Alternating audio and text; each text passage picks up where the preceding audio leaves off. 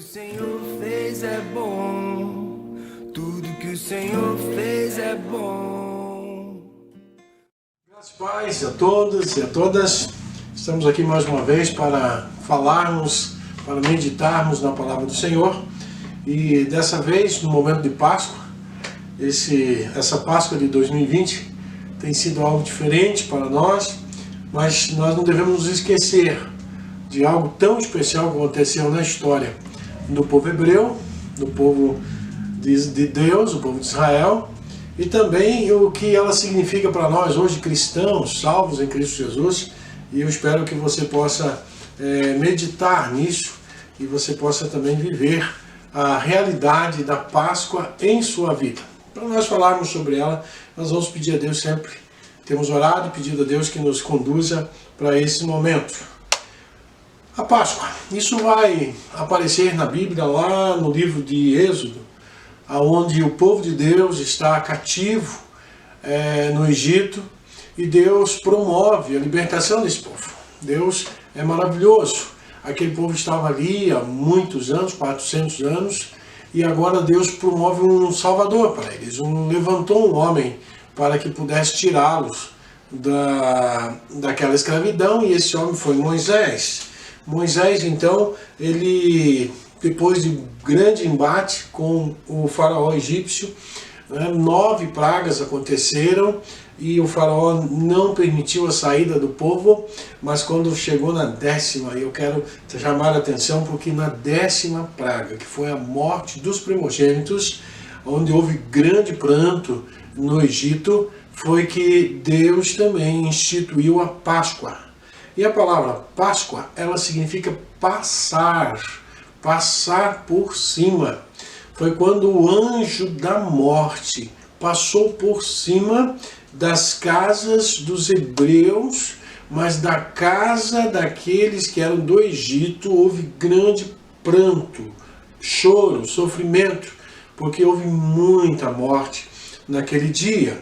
E por que dos hebreus o anjo então não tirou a vida dos primogênitos? A Bíblia nos diz lá em Êxodo 11, capítulo 11, verso 5, que todos os primogênitos do Egito morrerão. Isso é Deus falando, desde o filho mais velho do faraó, herdeiro do trono, até o filho mais velho da escrava que trabalha no moinho, e também todas as primeiras crias do gado. Haverá grande pranto em todo o Egito, como nunca houve antes e jamais haverá. Êxodo 11, 6. E no versículo 7, então os israelitas, porém, ou entre os israelitas, porém, nem sequer um cão latirá contra o homem ou animal. Então vocês saberão que o Senhor faz distinção entre o Egito e Israel.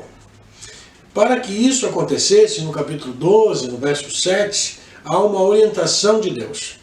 Passe então um pouco do sangue nas laterais e nas vigas superiores das portas das casas nas quais vocês comerão animal. Êxodo 12, 7. Então havia ali um momento processual para que acontecesse a saída do povo de Deus do Egito. E Deus havia pedido então que cada família imolasse um cordeiro para se alimentar dele, que fizesse os pães sem fermentos, que fosse tudo rápido, que houve um preparativo rápido, para que aquele momento então eles pudessem sair do Egito alimentados, e o sangue daquele cordeiro, daquela família, e se essa família fosse muito pequena, ela poderia chamar o seu vizinho para que juntos pudessem partilhar daquele alimento, e aquela casa com o sangue daquele animal passado nos umbrais da porta daquelas casas, seria o sinal para que o anjo de Deus não entrasse e levasse o primogênito. Então a Páscoa é um momento de alegria para o povo que estava saindo, mas de grande tristeza para aqueles que não obedeceram à palavra de Deus em colocar o sangue nos umbrais. No versículo 14 de Êxodo 12, diz assim: esse dia será um memorial, que vocês e todos os seus descendentes o comemorarão, como festa ao Senhor. E a expressão de Deus é comemorem-no como decreto perpétuo. Não sei se você reparou, mas a Páscoa todos os anos nós temos. Né? Todos os anos é comemorado a Páscoa e muitas pessoas não sabem o seu sentido, ou talvez nunca leram na Bíblia, em Êxodo, capítulo 11 e 12, o motivo dela existir. Mas ela tem sido, sim, praticada ano após ano, e esse ano não será diferente, mesmo que estamos vivendo esse momento que estamos afastados socialmente, né? Estamos vivendo um momento de cuidado pelo que o coronavírus tem promovido na vida de muitas pessoas, tem matado muitas pessoas, mas nós estamos comemorando a Páscoa ainda, mas como cristão nós temos algo mais, né? Nós vemos lá em Hebreus 11, 28 que Moisés, pela fé, começou a celebrar a Páscoa e mandou marcar com sangue as portas das casas israelitas para que o anjo da morte não matasse os filhos mais velhos deles. Então, no livro de Hebreus, no Novo Testamento, demonstra que a fé que Moisés tinha é que aquele sangue realmente iria, com a palavra de Deus, se cumprir e eles não morreriam. E a Páscoa, então, assim passa a ser celebrada, comemorada, como a saída do povo de Deus do Egito, a saída do sofrimento. E aí então Deus tem aceitado sim um momento de gratidão por aquele ato. E é interessante notar que no tempo de Jesus, Jesus também participou da Páscoa. Lá em Lucas 2,41 diz: todos os anos, os pais de Jesus iam a Jerusalém para a festa da Páscoa. A prática da Páscoa, Jesus estava sempre cumprindo e obedecendo, agradecendo a Deus e lembrando e fazendo lembrança da grande saída do Egito. Mas para nós hoje, como cristãos em Cristo Jesus, a Páscoa tem um significado diferente. Porque foi justamente na Páscoa, lá em Mateus capítulo 26, do versículo 26 ou do versículo 17, aonde Jesus pede aos discípulos para que preparem a Páscoa, a qual Jesus participou. Isso também está em Lucas, está em Marcos. E então Jesus pede para os discípulos, preparam um ambiente, uma casa, um local que estava reservado para aquele momento, e foi a última Páscoa do Senhor Jesus ali presente com eles naquele ano. E foi justamente na Páscoa que Jesus também instituiu um memorial pelo que ele estava fazendo, iria realizar, que era a sua morte, trazendo com isso, com a ressurreição, a salvação de nossas vidas. Uma demonstração de poder sobre a morte que Jesus estava ali demonstrando, e naquele momento ele institui então a ceia do Senhor. A ceia do Senhor é o pão e o vinho, onde o pão, o Senhor Jesus nos diz que representa o seu corpo dado por nós. E o vinho representa o sangue derramado por muitos, por aqueles que o aceitam como Senhor e Salvador na sua vida. Então, no mesmo momento em que se comemorava a Páscoa judaica, a gratidão pela libertação do povo de Deus do Egito, o Senhor também é entregue como o Cordeiro de Deus, o Cordeiro que tira o pecado do mundo, como assim bem anunciou João Batista, e aquele que seria um momento tão especial estava trazendo a cruz, para que no mesmo momento em que o povo comemorasse a Páscoa, também lembrasse do sacrifício vicário do nosso Senhor e Salvador Jesus Cristo. Então, para nós, a Páscoa é Jesus. E essa Páscoa, ela continua nos dias de hoje, nos fazendo lembrar desse ato, dessa paixão de Jesus. Sexta-feira é comemorado o dia da paixão de Cristo, onde ele é então entregue depois dessa Páscoa que ele realiza ali com os seus 12 discípulos, sendo Judas então aquele que sai, o trai, e naquele momento então ele passa a entregar Jesus para os soldados romanos e também para os fariseus, aqueles doutores da lei, aqueles sacerdotes que tinham intenção de tirar Jesus, de tirar a vida de Jesus, e assim ocorreu. Judas também estava presente naquela Páscoa. E ele que havia de o trair, o traiu. E a Páscoa, então, discorreu naquele momento. Jesus foi preso, foi condenado injustamente, e ele foi à cruz, e ele foi sepultado, mas no domingo ele ressuscitou. E aí nós temos, então, um novo motivo para comemorar a Páscoa, a ressurreição de Jesus, o nosso Cordeiro. Paulo fala em 1 Coríntios 5, versículo 7. Joguem fora o velho fermento do pecado, para ficarem completamente puros. Aí vocês serão como massa nova e sem fermento, como vocês de fato já são, porque a nossa festa da Páscoa está pronta. Agora que Cristo, o nosso Cordeiro da Páscoa, já foi oferecido em sacrifício.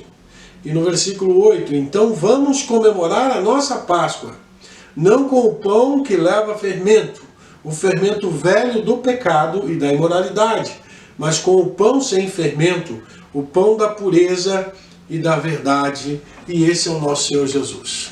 A Páscoa para nós não-judeus, ela tem um significado diferente.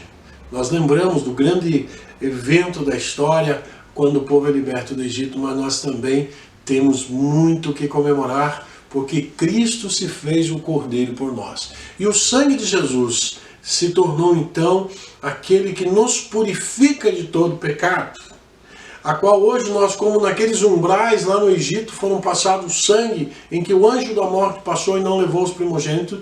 Jesus é o nosso sangue remidor, a qual nós podemos confiar e receber a salvação nesse sangue puro e verdadeiro que Jesus derramou por nós. Esse sangue ele derramou sobre a terra e com isso então ele cumpriu um sacrifício vicário por nós. A salvação em Cristo Jesus, se você não estiver com Cristo, se você não tomar a decisão de tê-lo como Senhor e Salvador na tua vida, se você não buscar essa salvação, você está correndo um grande risco. Rituais, ações diversas não nos garante a salvação. O que nos garante a salvação é Cristo Jesus.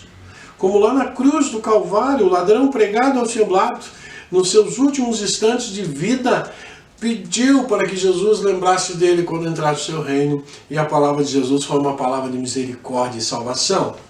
Mas eu quero dizer para você, se você ainda não conhece Jesus como Salvador, você pode pegar a Bíblia, a palavra do Senhor em Romanos capítulo 10, e você pode analisar os textos. Veja que novamente Moisés, esse homem que lá no Egito teve grande expressão e deu salvação àquele povo, tirando de lá através da instrumentalidade dele, Deus promoveu de forma graciosa.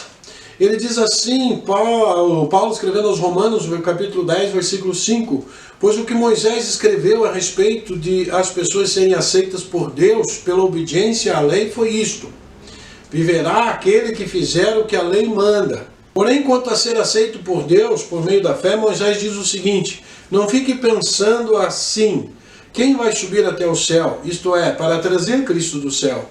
Nem pergunte quem descerá ao mundo lá embaixo, isto é, para fazer com que Cristo suba do mundo dos mortos. O que Moisés diz é isto: a mensagem de Deus está perto de você, nos seus lábios e no seu coração. Isto é a mensagem de fé que anunciamos. Versículo 9. Se você disser com a sua boca, Jesus é Senhor, e no seu coração crer que Deus ressuscitou Jesus, você será salvo. Porque nós cremos com o coração e somos aceitos por Deus. Falamos com a boca e assim somos salvos. Testemunhe de que você buscou em Jesus a salvação. Porque as Escrituras Sagradas dizem: quem crê nele não ficará desiludido. Isto vale para todos, pois não existe nenhuma diferença entre judeus e não-judeus. Deus é o mesmo Senhor de todos e abençoa generosamente todos os que pedem a sua ajuda. Como dizem as Escrituras Sagradas, todos os que pedirem a ajuda do Senhor serão salvos. Isso está em Romanos 10, capítulo 10, do versículo 5 ao versículo 13. Faça seu pedido de fé diante de Deus.